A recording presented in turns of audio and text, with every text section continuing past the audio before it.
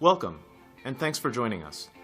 Moss Adams is pleased to present another in our ongoing series of continuing professional education webcasts. Our presentation will start in a few moments. Before we begin, here are a few things to keep in mind. You can customize how you both view our presentation and interact with the presenter. For better viewing, close all other applications and turn up your speaker volume. You can also adjust window size and placement. At the bottom of your screen, you'll see a series of icons, each relating to a different aspect of our session. For example, you can click the File Folder icon to download the group attendance sheet and a PDF copy of today's slides. You can ask our presenter questions during the webcast by clicking Q&A in the bottom left-hand portion of the icon bar and typing in your question. We'll do our best to answer all questions during the presentation or follow up via email. We'll ask polling questions throughout today's presentation. Per the National Association of State Boards of Accountancy Webcast CPE standards, CPE credit will be awarded based on your participation in these polls. To respond to a poll, click the button next to your answer. If you're attending this webcast in a group, you must complete our attendance sheet to receive CPE credit. Please have all group members sign the sheet, and please remit only one sheet per group. Also note, today's session will offer you 1 CPE credit. To receive credit, you must meet the requirements as specified by the National Association of State Boards of Accountancy. You must attend at least 50 minutes of the session and respond to at least 75% of the polling questions. CPE credit can be awarded only to participants registered as themselves and is not available to participants who view the on-demand version. We'll track your progress and alert you when you've earned CPE credit. You can then click the certificate icon to open a PDF file you can save to your computer. As a reminder, the presentation you're about to see is not legal, investment, or accounting advice. We encourage you to seek the counsel of a professional service provider to apply this content to your specific circumstances. We're now ready to begin. Thank you.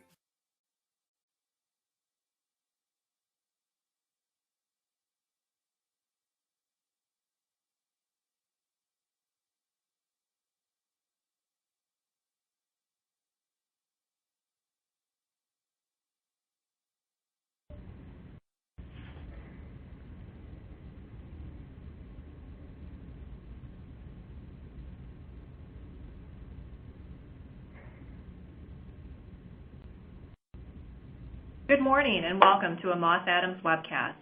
I'm Katie Soderberg, the webcast producer for today's presentation, SSAE 16 Reports. What's the big deal? I'm pleased to introduce our presenters for today's session. Kim has practiced public accounting since 2001 and has over 10 years of experience conducting SSAE 16 examinations, including SOC 1, 2, and 3 audits, performance audits, financial statement audits, and internal control assessments for third-party administrators, healthcare, and technology clients. Kim has also conducted and supervised employee benefit plan audits. Brad has been performing audits of employee benefit plans since 1999, having managed over 800 such audits for clients ranging from small privately held businesses to global public companies. He specializes in auditing 401k, pension, employee stock ownership, and health and welfare plans. Brad works closely with human resources and finance employees, as well as third-party administrators, investment advisors, and trustees in planning, performing, and completing audits. So with that said, I'm going to turn the webcast over to Brad to get things started. Brad, the webcast is now in your hands. Thank you, Katie. I'd like to say good morning or good afternoon, depending on where you are. First of all, I want to thank everyone for attending, and our goal is that you get a better understanding of the SOC 1 reports. The first part we're going to do is we're going to give just a brief description of what you can expect to get out of this webinar. First of all, the most important question is, what is a SSAE 16, or as we'll call from now on, a SOC 1 report? Secondly, why do you need a SOC 1 report? Why do you need it from your service providers? Kim? Then we're going to talk about how to read a SOC 1 report, and we know you know how to read, but what we'll do is highlight where you should be looking in that SOC 1 report and the important areas to really focus on. Then we're going to talk about what does your auditor do with a SOC 1 report from your service provider. And finally, we're going to discuss what do you do if there is an exception in your SOC 1 report. Generally, for the most part, you might find one or two exceptions, but it depends. We'll go into more depth on the severity of those exceptions. And finally, we're just going to give a little brief best practices for you to follow as you get and discover these SOC 1 reports. Back to you, Kim. Great. So today we're focusing on SOC 1 reports, but we're also having a focus on talking about employee benefit plans, and so our examples will be specific to the types of SOC 1 reports you get for employee benefit plans. However, if you're not involved much with employee benefit plans, you'll still find this to be practical information that you could apply to any type of SOC 1 report. For outsourced services, employee benefit plans have a higher level of outsourced services than a lot of other areas. These are payroll services, record-keeping services, custodians and trustees, claims processing, especially for health and welfare plans. And by having all of these outsourced services, it can have a big impact on an employee benefits plan's operations. There's a huge set of controls where you're dependent on your service provider. Same with your financial statements. There's numbers that are really coming from your service provider rather than your own financial system. And so it's very important to understand the importance of these SOC reports and understand what they're doing for you so you can better utilize them. So that's what we're going to cover as we move into the next slides.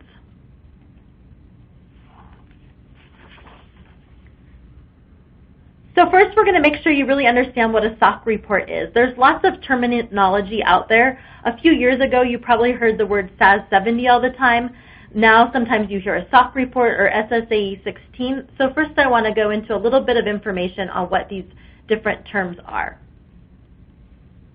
So around 2011 is when these reports changed from a SAS 70 to an SSAE 16. So you'll still hear people sometimes refer to these reports as a SAS 70, but SAS 70s really don't exist anymore and they've been replaced with an SSAE 16.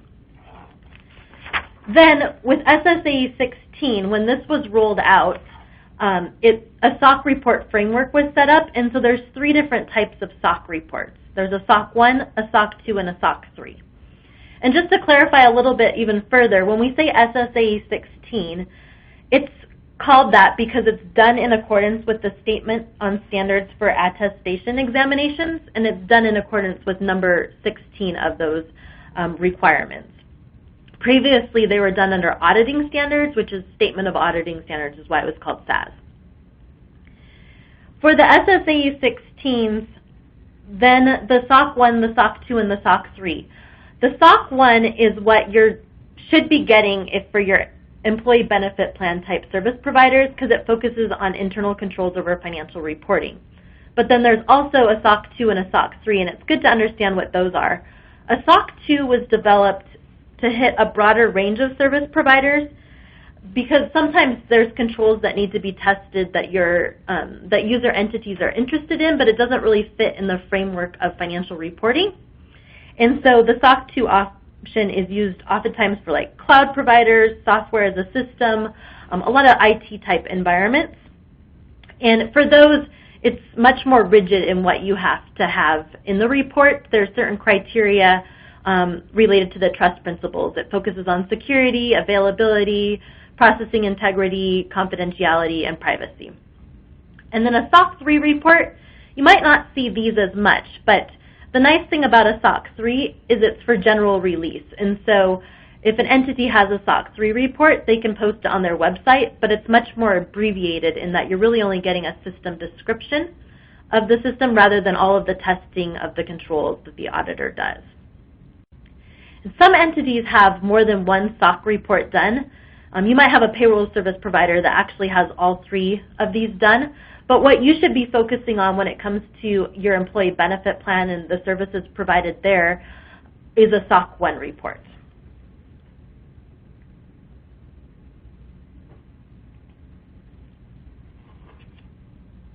So a little bit more about a SOC 1 report. As I mentioned, it's a focus on internal controls over financial reporting. It's an independent examination of controls, so it does need to be performed by a CPA firm. It's often referred to as an auditor-to-auditor communication, but that doesn't mean that you as a user or the person who's the company that's receiving the service shouldn't also be interested in the SOC report. There's two types. We're going to talk about this in a few more slides to emphasize. There's a type 1 and a type 2. That can be kind of confusing because we just talked about how there's a SOC 1 and a SOC 2, but on top of that there's also a type 1 and a type 2, and I'll explain that more. And then the reports, they are restricted use distribution, so if you go searching on the internet for your record keeper's SOC report, it's very unlikely that you would just see it posted. It's because in the audit opinion, it does say that the report is only for management of the service organization, customers of the service organization, and the financial statement auditors. So more often than not, you should be having to request it and then they'll give it to you. It's not just going to be publicly available.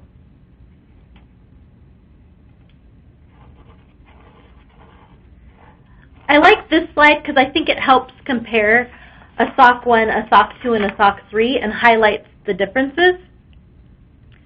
As you can see for a SOC 1 and a SOC 2, the format's very similar. There's an auditor's report, a management assertion, a description of the system, the controls are defined, and then there's auditor's test of the controls. It really gets down to number 5 where it's different. A SOC 1 report, there's the service organization gets to define their control objectives that they have included and then the controls that support those control objectives. And those are focused on what you would need related to financial reporting. So for a record keeper, they're going to have control objectives related to contributions, expenses, loans, distribution, those types of things. SOC 2 report, since there's set criteria, the focus isn't going to be on financial reporting. It's going to be more security and availability. You might be wondering, could you use a SOC 2 report rather than a SOC 1 report? And probably not. There might be useful information in there if your service provider has one of those, but you really should be pushing back for a SOC 1 report so that the controls over financial reporting that you need to do your job are included. And then you can see from a SOC 3 report, as I mentioned, it's much more abbreviated. The items in red are not included in a SOC 3 report.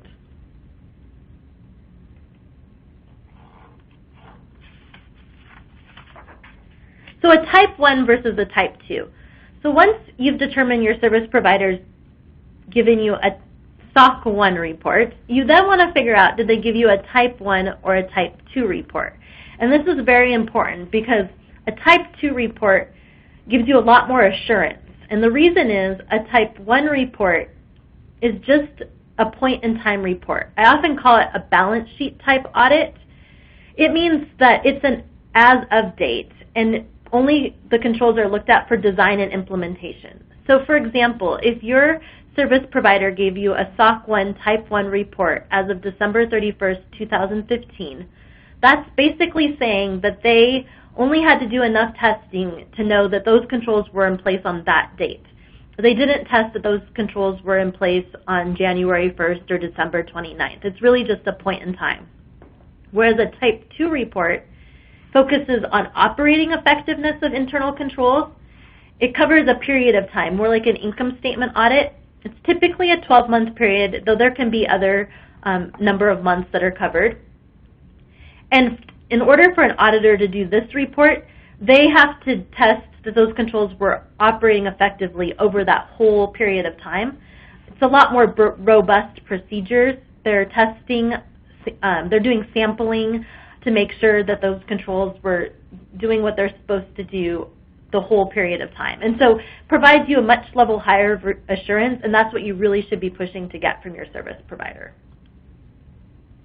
So I just want to add a little bit of clarification that you can get a Type 1 or a Type 2 report of either a SOC 1 or a SOC 2. You cannot get types for SOC 3s. But as we've mentioned previously, we're just primarily going to be focused on the SOC 1. So the way I always remember it is just numeric. I want to get a SOC 1 that has a Type 2 report. And just to emphasize a little bit more, the SOC 2 covers the entire spectrum. Could be a year, could be 6 months, could be 9 months. Those processes and controls are being tested throughout that time period, just not one day at a time. So that leads us into our first polling question. Now this one, there's no wrong answers, and you're able to answer as many times as you want. So, to the attendees, what type of service providers provide you with a SOC 1 report? Payroll, a record keeper, a custodian trustee, a claims processor, others, or possibly even I don't know.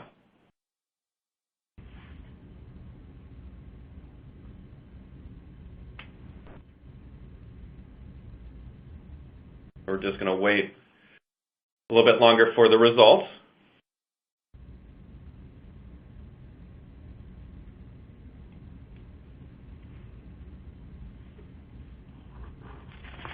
All right, so the results are 60% payroll, 50% record keeper, 57% custodian and trustee, with about 30% for claims processors, 25% others, and luckily 7% don't know. But at the end of this webinar, there should be 0% that don't know. And we'll get in a little bit. What I find interesting is that the custodian trustee is coming up more than a record keeper. And there might be some confusion related to those two entities. So we'll hopefully get in and kind of clear up what might be that confusion as it relates to like an employee benefit plan audit. All right, Kim, back to you. Great. So now that we've accomplished that we want a SOC 1 Type 2 report, we're going to talk more about why you really want to make sure you're getting this report. But first, we're keeping you on your toes, and we already have another polling question. It says, what do you do with the SOC report that's provided to you from your service providers? So we heard what you got for SOC reports, but now what do you do with it? Do you read it from start to finish? Do you scan it for about 15 minutes? You already know what to look for. You make sure you pass that on to your auditor as soon as you get it. You file it in a drawer. Or SOC report, why would I have one of those? We'll give you a few seconds to answer this to make sure you get your CPE credit.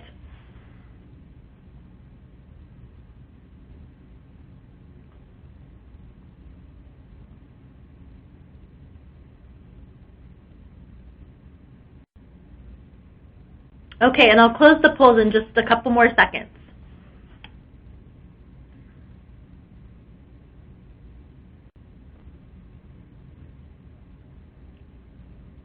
Let's see the responses.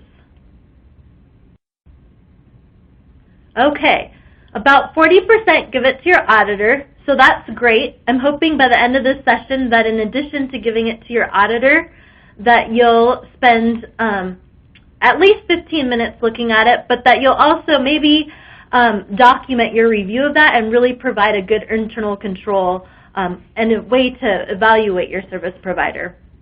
And that's really great that 26% of you read it from start to finish. I'm impressed by that.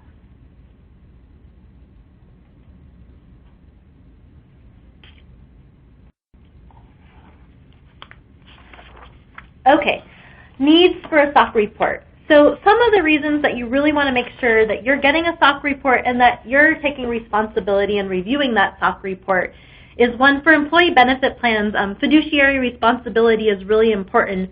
And so I see this as a way that you can be carrying out your duties prudently, really acting in the interest of your participants. Another way is due diligence of your vendors. You want to make sure that you're using a good service provider. And a good way to do that, on top of evaluating customer service and that the price is right, but also making sure they have a good internal control framework, and these reports provide that information for you.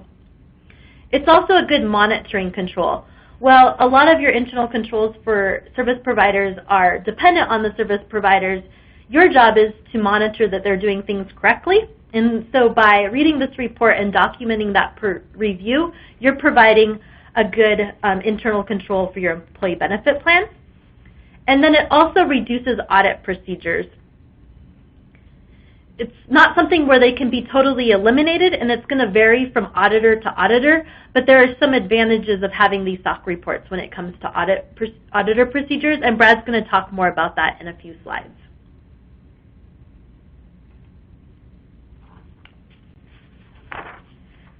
So now that we've covered the importance of a SOC report, we're really going to go into the details of the SOC report and talk about what you should look for. So the first thing might seem kind of silly, the table of contents, but I like to bring this up because really the nice thing about a SOC 1 report is they're going to be consistent from one report to the other. You're going to see the same things, and it helps if you have multiple ones to review to know what to look for. So you're going to see auditor's report, management's assertions, a description of the system, information provided by the service auditor, which is where all the testing is performed, and complementary user entity controls, as well as other information. And we're going to describe each of these in more detail.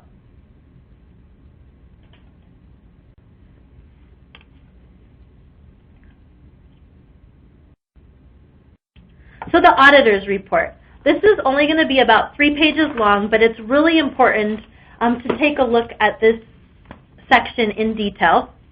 One of the things I like to look for first is who was the auditor. If it's someone you've heard of before, a well-known CPA firm, that's great. But if it's not a CPA firm you've heard of before, I don't think it hurts to take a look at what is their reputation.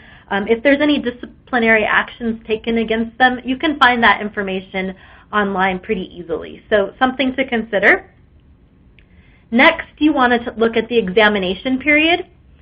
This here is where you could also identify really easily if it's a type 1 or a type 2, and you're looking for a type 2 report. So it should cover a period of time, and the audit report will say that it's from January 1st, 2014 to December 31st, 2014, or whatever that period of time is. That's important because you want to see how that matches up to the year of your employee benefit plan financial statements. And if it differs, then there's some steps you can take to make sure that there's not too much of a gap. You can get a bridge letter, and you might have to have some other procedures done to cover that period that's not covered by the SOC report. I also like to look at the issuance date.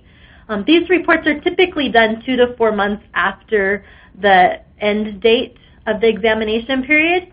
If it's not being done till 9 months after, that could be a sign that the auditor is having trouble getting information, or it's not really a priority of your service provider. And so, and then the information starts becoming stale. If you're not getting it soon after the examination period was completed, then you know it's not as relevant as having it close to your close to the examination period date. So something to pay attention to there. And then you also want to look at what type of opinion was issued. We're going to talk more about this on the next slide. What you want to receive, or what you want your SOC report to have, is an unmodified opinion. This is good, and it's the best you can have. There's nothing higher than that. I do want to emphasize, if it's an unmodified opinion, there could still be control exceptions in the back of the report. So you don't want to stop reading the report just because you've determined that it's an unmodified opinion. For a modified opinion, that's not so good, and you definitely want to investigate why an opinion was modified and evaluate how it affects you as the user organization. And I'll go into more details on the next slides. So some reasons where you might have, or where a service provider might have a modified opinion. It's pretty rare that this happens, but you still want to be aware of why it could occur. So it could be that they're not presenting their description fairly. It could be that they have a control objective, but they don't have suitable controls designed to meet that control objective. So maybe there's a section in the report about participant loans, and they do have some controls related to participant loans, but they don't have something key such as requiring a signed promissory note or something like that. And so they're missing some key controls. Or it could be that they have a good set of controls in place to meet a control objective, but they're not operating effectively. So if the auditor pulled a sample of transactions and there was a lot of errors, they might need to modify the report. And then lastly, there could be a modification if there's insufficient or appropriate evidence. Maybe for some reason the service organization, something happened and they lost some of their information, whether electronically or paper copies, and so the auditor wasn't able to get what they need. When you read the auditor's report, there's a section that's specifically labeled as the opinion. It should have a subheading, so it's very clear where you want to look for the audit opinion. In addition, there's a paragraph right above that that will explain why the opinion was modified, if there is a modified opinion. So you don't have to go digging for why an opinion was modified. You'll want to dig into the specific details within the report, but it'll at least explain why the opinion was modified. So I have this slide here just to show the wording that you are looking for related to a unmodified opinion or a clean opinion. There's 3 paragraphs. The first paragraph talks about the controls being designed and implemented. The second paragraph talks about that there's reasonable assurance that the control objectives would be achieved. And the third paragraph talks about that there's reasonable assurance that those controls are operating effectively. So those are the things you want to look for to make sure it's a clean opinion. And you can also see that this very clearly shows the examination period. So this would be a Type 2 report because it's covering 2014.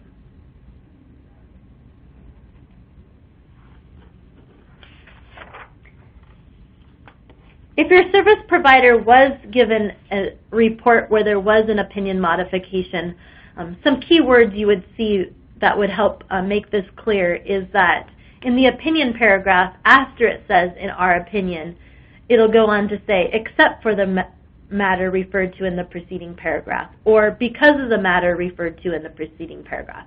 So this is something that should highlight, gosh, I need to look into this further to figure out why the opinion was modified.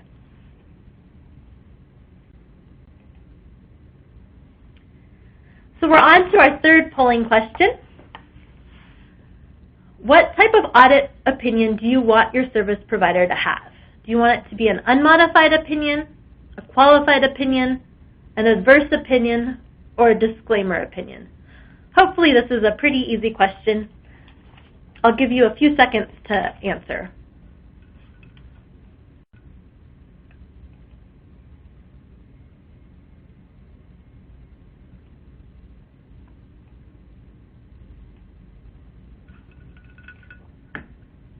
Okay, I'll give you a few more seconds to make sure you've answered the question.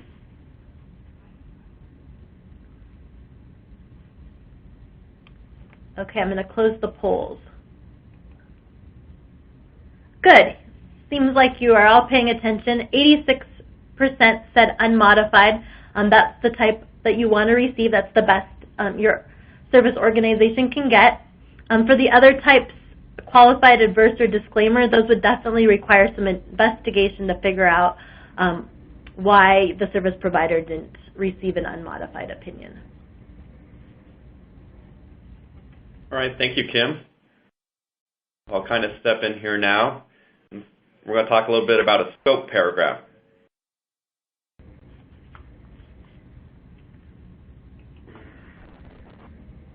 But first, sorry, I'm a little too fast.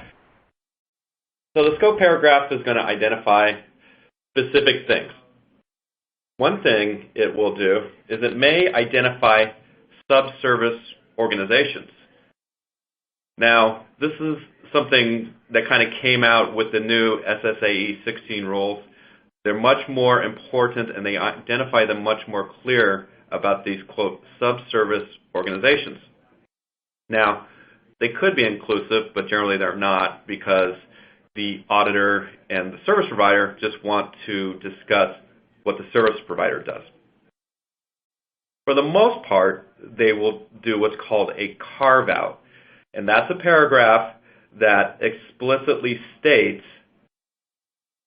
and we'll do an example, that they are carving out part of what the record keeper, the trustee, custodian might be using.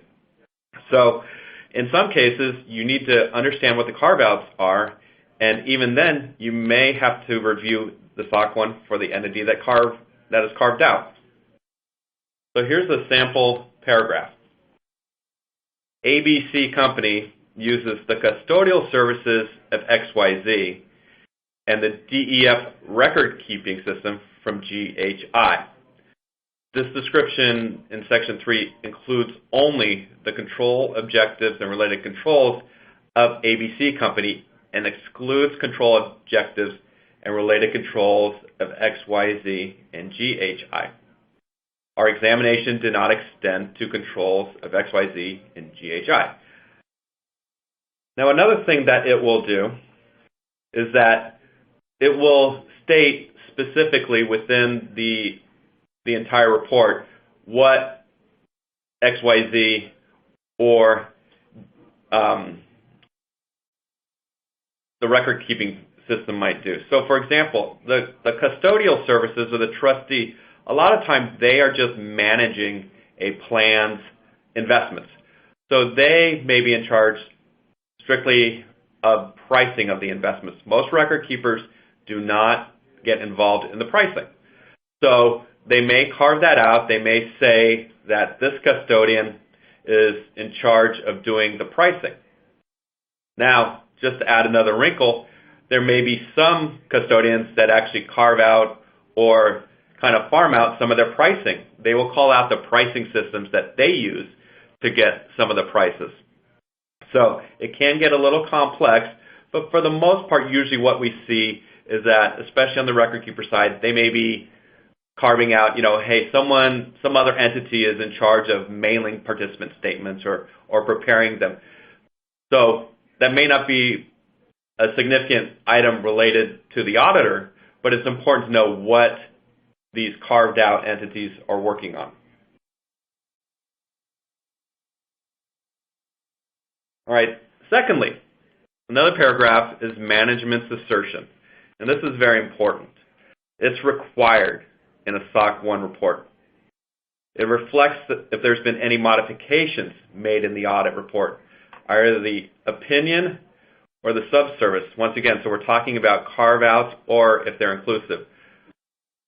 The vast majority of time, they are going to carve out these subservice organizations because the record keeper, as we use an example, doesn't want to take responsibility for something that it's really just getting fed or provided with. All right. So we're kind of done with the audit opinion.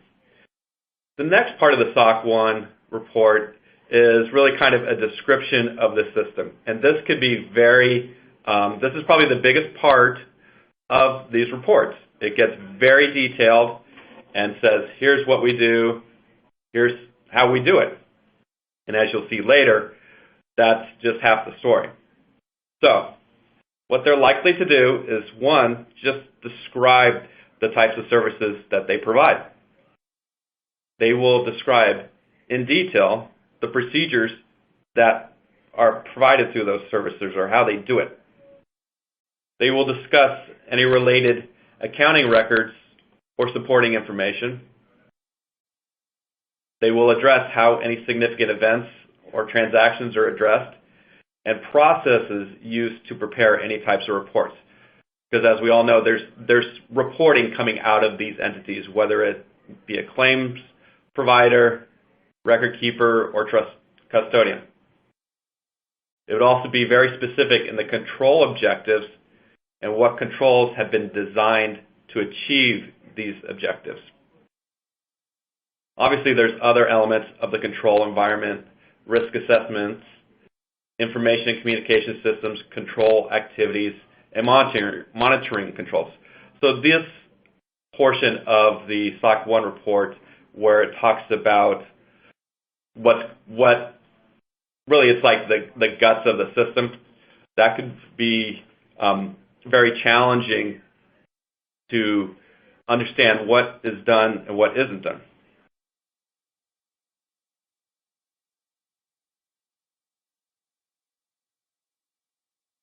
All right.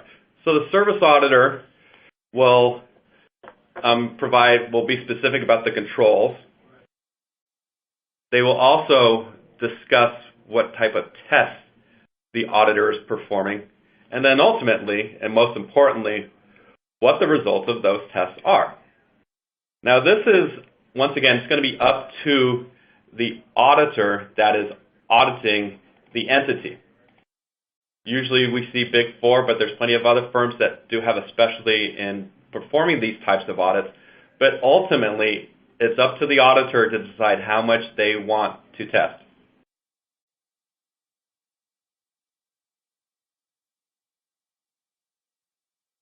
Okay, so the service auditor, once again, the entity that's auditing the record keeper or the custodian, the first thing is, do the control objectives address the key services provided by the service organization?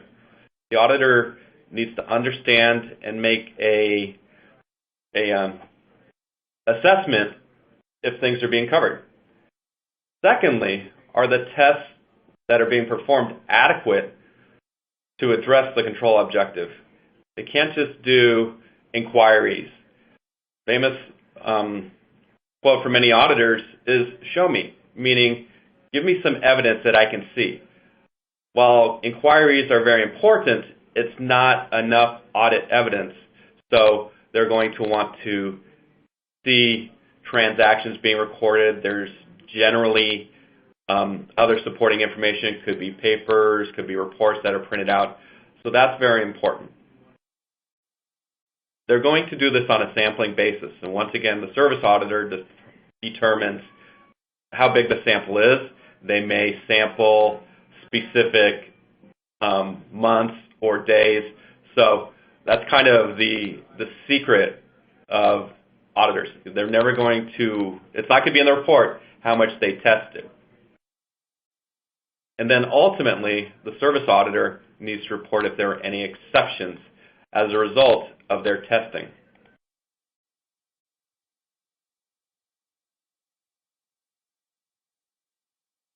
All right, so here's some information that's generally provided by the service auditor. One is just kind of the organization and the administration. You know, they'll explain like what the entity is, what its legal names are, any other associated entities. But I want to get a little bit into particulars, and we're going to make it easy, and we're just going to basically apply this to a defined contribution plan, which is your typical 401k plan. We're not going to try and get into health and welfare plans or defined benefit plans. So these are pretty much the big bullet points that you want to look for. The first one would be plan conversion and participant setup. Plans change record keepers. You may go from ABC record keeper to DEF record keeper. And so the auditor of the plan will be reviewing the SOC 1 report of DEF. It's important that DEF takes the information provided to it by ABC and is bringing that information over correctly. Obviously, that is looked at the plan level, but more importantly, it's the participants. Then there's participant setup. So now that the plan's been moved over, what do you do when someone becomes eligible to participate in your plan? Each plan's different. Each record keeper has different processes. But it's important to understand what the record keeper does as it relates to getting someone enrolled into the plan. Secondly, then there's contributions, rollovers, and loan repayments. So this is basically money that's coming into the plan. What is the record keeper? What controls do they have around these very important elements, such that there can be some reliance placed on the contributions are posted to the correct participants, that rollovers are being provided by participants, but that they're allowed, and that loan repayments are being applied to the specific loans. Now, we've talked about money coming in. Let's talk about money coming out. That's generally in the form of participant benefit distributions, or participant loans. So with benefit distributions, there's lots of ways that money can leave a plan. The most common way, of course, is somebody is no longer employed by the plan sponsor. They've gone somewhere else. They saw the Fidelity commercial, and they want to take their money out of their old 401k. So, once again, each plan is different. Each record keeper is different. Today, most record keepers have everything online. So the plan sponsor generally doesn't have any role other than they need to inform the record keeper that the person has been terminated. So then at that point, the participant generally logs online or will call an 800 number and make a request to get their money out and how they want that money distributed, either to them or transferred to another entity. Participant loans are a little bit different because the participant's still there. But there are specific rules that govern participant loans. For example, there's a limit on how much people can borrow. To go back briefly to benefit distributions, there's other types. There could be hardships, which there are certain circumstances that may happen to a participant who's still employed and can get money out of the plan. There may be distributions related to ages of participants, etc. One of the more important things is fund allocations and transfer requests, because we all know that people change their investments or they change their investment mix. That's really the record keeper. That's one of their most important things, and it's important to understand how they do that. There's pricing, trading, and balancing of assets. Now, as I said, for the most part, the pricing is generally not done by the record keeper. It's done by the custodian. These are generally two separate legal entities. They each have their own SOC 1, so the auditor needs to decide if they need to review the custodian's SOC 1. If you have a limited scope audit, you do not need to review the pricing because it's being certified. And then there's just management of the by the record keeper, and then reports. Reports have to be sent to the plan sponsor, but more importantly, they need to be sent to the participants. And then there's the general IT controls. Okay, so here might be some areas from the defined benefit or the health and welfare plans. Health and welfare plans, they're going to have someone who's doing claims submission, how they are monitoring and approving that, and then claims pricing.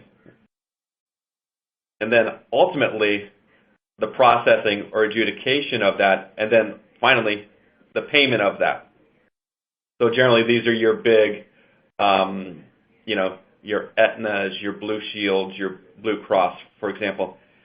DB plans, some SOC 1 reports of the DB plans may actually address actuarial calculations or the calculation of the accumulated plan benefits.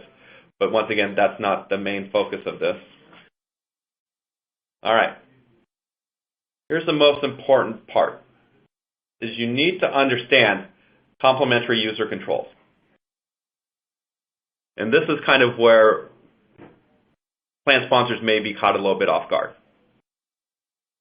They need to understand that management of the surrogate organizations have designed their services to be implemented by user organizations. So what I like to tell clients is that the perception generally is that these entities will catch the errors. That's not the case. They're not set up to that. They're set up to process information. To really drive it home, I say it's garbage in, garbage out. They're only there to process what the user or the plan sponsor is giving them. So if the plan sponsor is giving them bad payroll, these record keeper entities are not going to catch that. So it's very important that the company understands the user controls. It's important that you review and evaluate which ones are applicable. And auditors love documentation, so if you can document that and have it in place, you can provide that to your plan auditor. So here are some examples of complementary user control.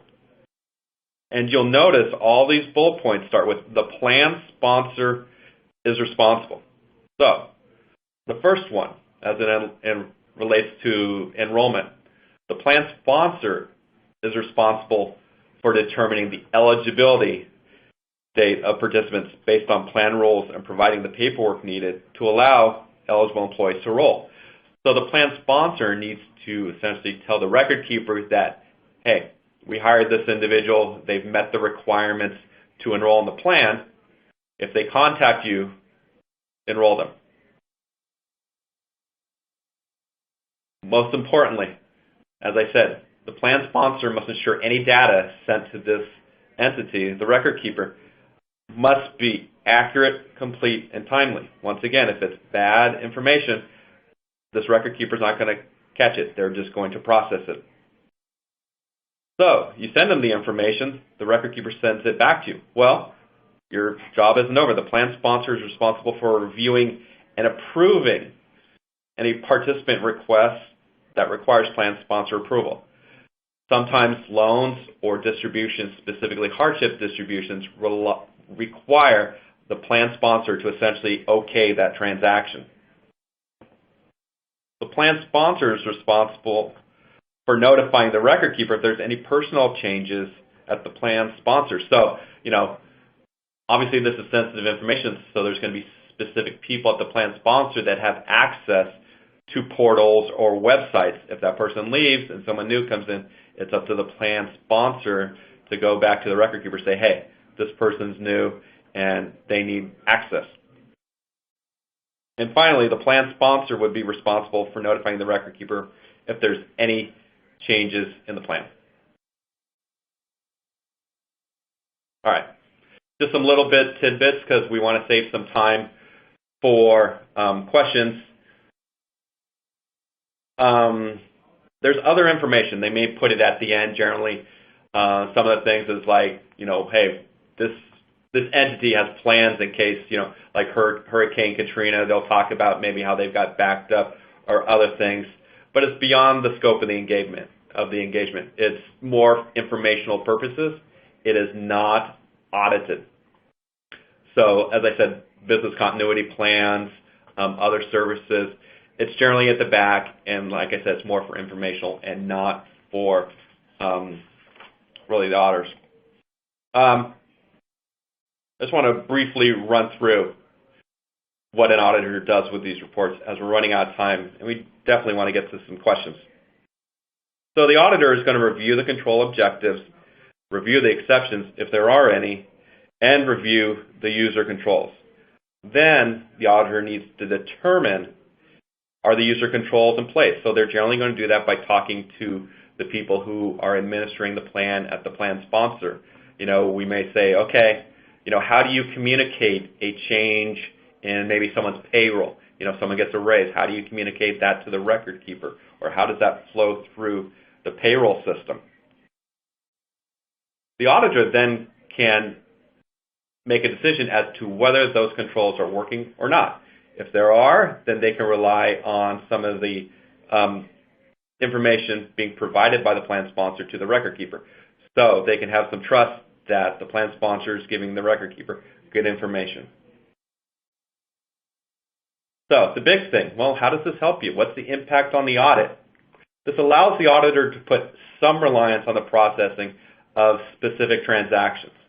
All of the controls, they always say provide reasonable insurance. Therefore, testing samples that the auditor makes may be reduced.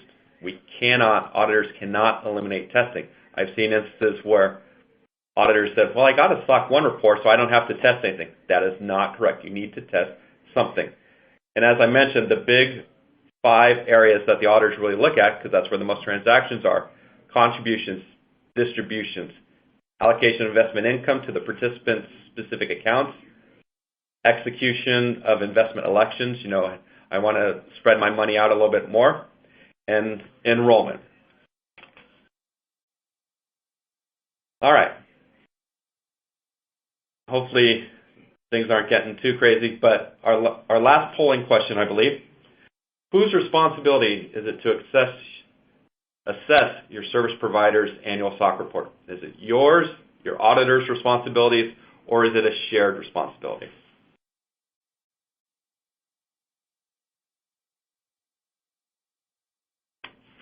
All right, I'm sure we've got plenty of results. I'm glad to see that nobody said it's the auditor's responsibility. That warms my heart. Good to see that it is really both.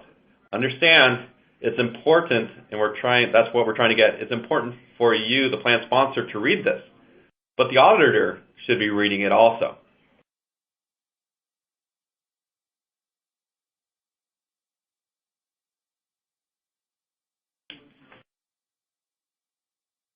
All right. So then the question is, well, what happens if there's exceptions?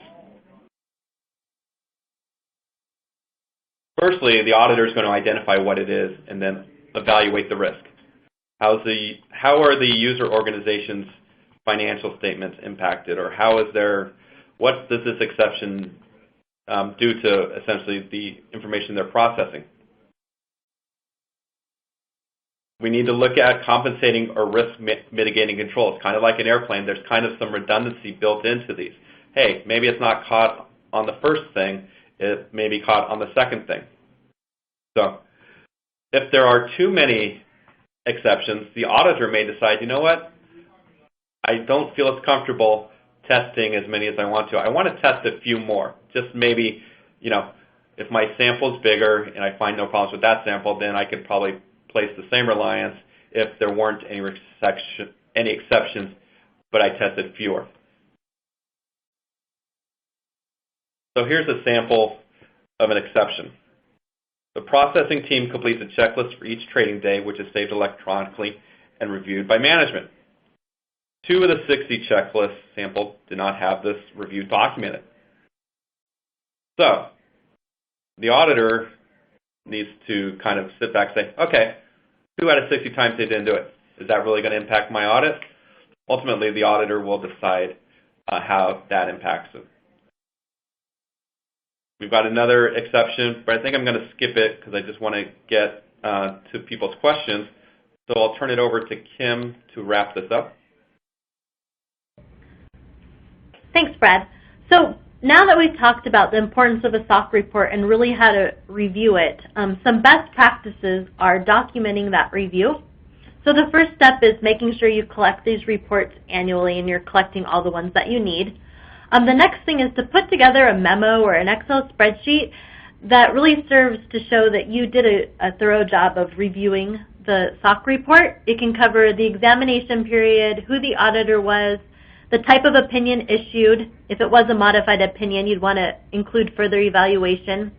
Subservice organizations and whether they were audited as part of the SOC report, or if you needed to collect an additional SOC report for that subservice organization.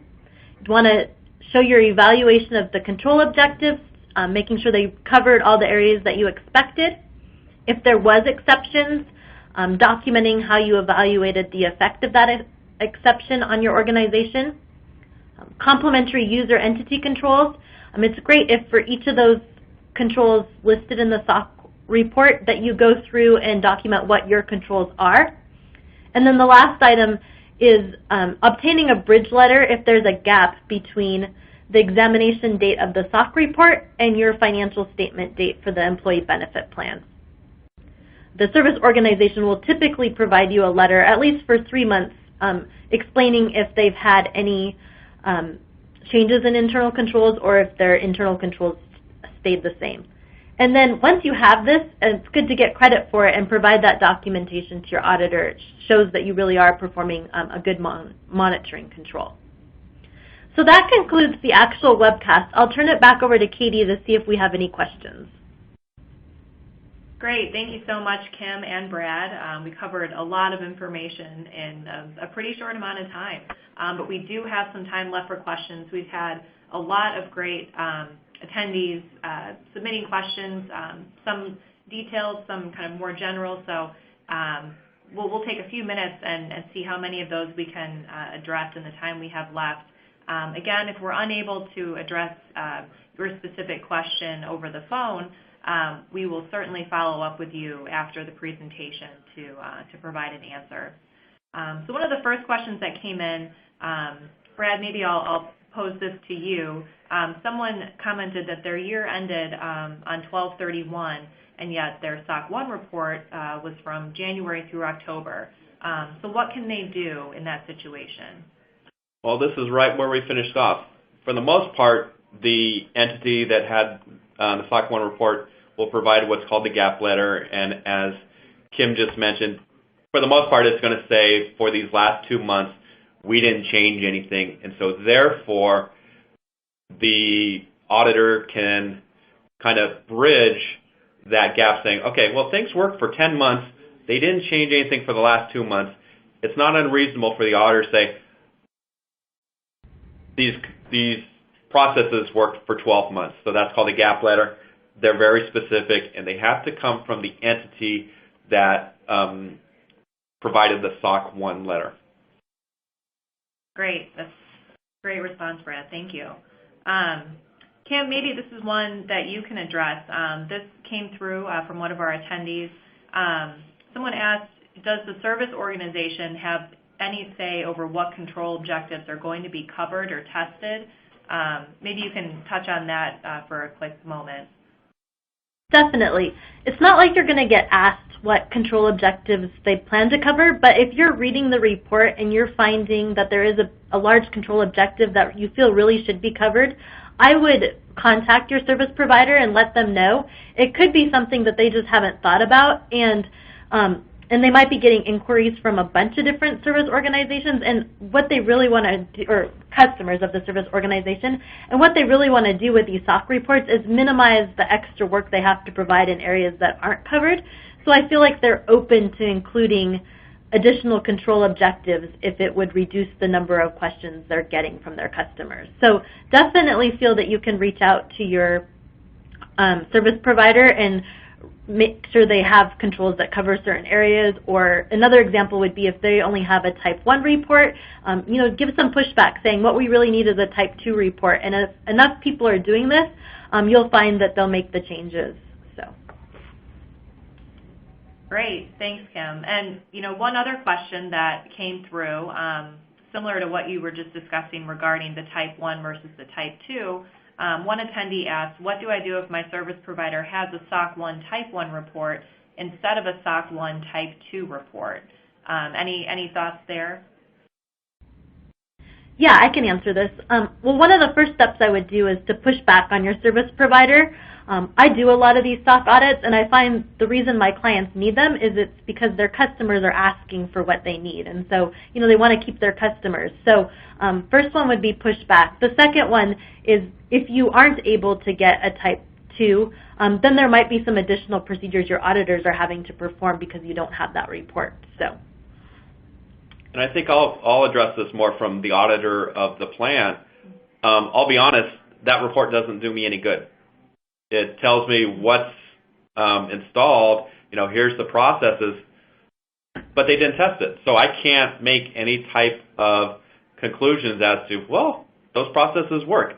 So as an auditor, I'll look at the report, but it's not going to help me. Now, I can get that by reading the opinion real quickly, so I don't have to spend a lot of time going through this report, but it's just not going to help. And so therefore, I'm going to have to do more testing at the plan level, which means more time. That's a great point, Brad, and thank you for that explanation as well, Kim. Well, I think that about does it. Unfortunately, we're just about out of time. So thanks again to Kim and Brad and to all of our attendees for taking time out of your day to join us in this discussion about SSAE 16 reports. As a reminder, if you have qualified for CPE as an individual attendee, your certificate will be available to download immediately following the presentation using the CPE widget on your dashboard. Again, that's towards the bottom of the webcast platform. We'll also follow up with those of you who qualified via email within 2 weeks with an electronic version of your CPE certificate. As a reminder, if you attended today's presentation in a group and would like to receive CPE credit, you'll need to complete the group attendance sheet in order to receive that credit. If you recall, this document along with a copy of the presentation, can be located by clicking on the folder icon at the bottom of your screen. Some of you will be redirected after the presentation to our webcast survey, where you'll be asked to provide feedback on today's presentation. Please do take the time to complete this survey, as your feedback is very helpful to us as we look to identify future webcast topics. And that concludes today's webcast. Thanks again for your time, and enjoy the rest of your day.